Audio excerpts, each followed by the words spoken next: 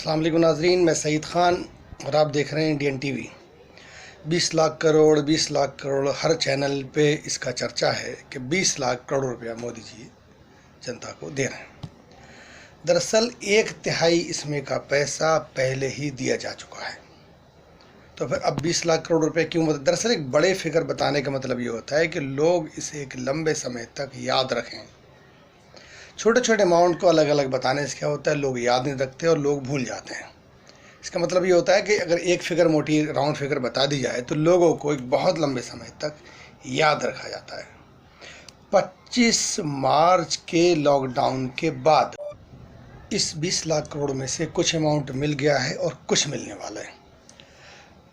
महात्मा गांधी कहा करते थे कि अगर गवर्नमेंट की कोई स्कीम लाइन के आखिरी छोर पे खड़े हुए व्यक्ति तक पहुंचती है तो इसे विकास कहा जाता है। स्वर्गीय राजीव गांधी ने कहा था कि जब हम यहाँ से 100 रुपया भेजते हैं तो ग्रामीण क्षेत्र तक, आखिरी छोर तक, गरीब तक 10 रुपया पहुँचता है, यानी कि 90 रुपये बीच में गायब हो जाते हैं।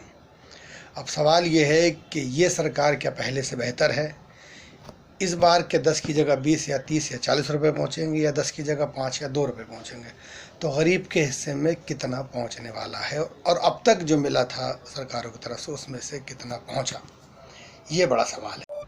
इस पूरे भाषण में जो रास्ते में गरीब, भूखे, परेशान, जो बस की चपेट में आने से मर गए, ट्रक की चपेट में आने से मर गए, भूख से मर गए, ट्रेन से कट कर मर गए, इन पर माननीय प्रधानमंत्री जी ने एक शब्द, न शोक न संवेदना।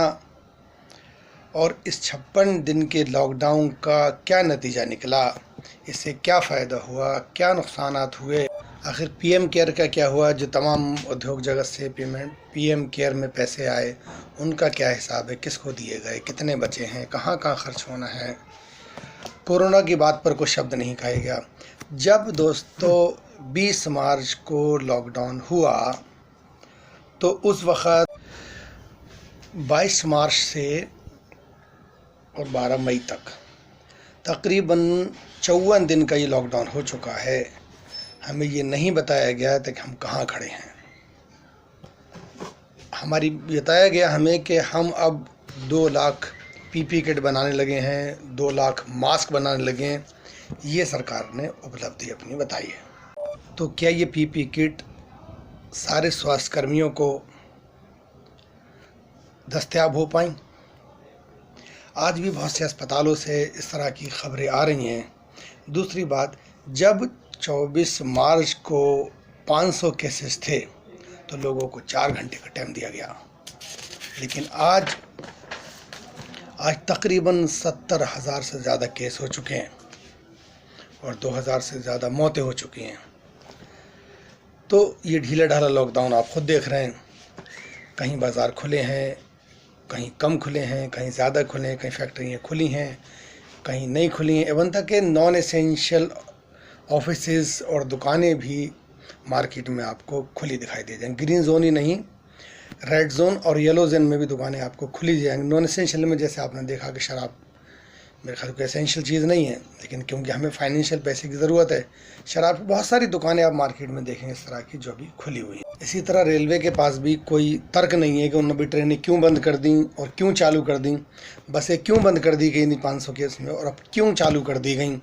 इसका भी सरकारों के पास कोई तर्क अभी तक नहीं है। सरकारों को कहना है इससे पहले भी चरणबद्ध तरीके से लागू किया जा सकता था और स्टेप बाय स्टेप चरणबद्ध तरीके से खोला जा सकता था, लेकिन ऐसा नहीं हुआ।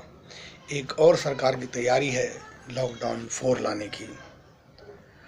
इसके बारे में अभी कोई गाइडलाइन नहीं है कि क्या तैयारी, किस तरह से लागू होगा, किस तरह से नाफिज होगा। बहरहाल लोग अभी भी वही हाल है, सड़कों पे हैं, गांव जा रहे हैं, बेहाल हैं, परेशान हैं, भूखे हैं। सरकार के पास कोई इनके लिए नीति नहीं है, कोई इनके लिए प्लान नहीं है। दोस्तों फ़िलहाल के लिए इतना ही। आगे दोबारा मिलते हैं एक और वीडियो के साथ।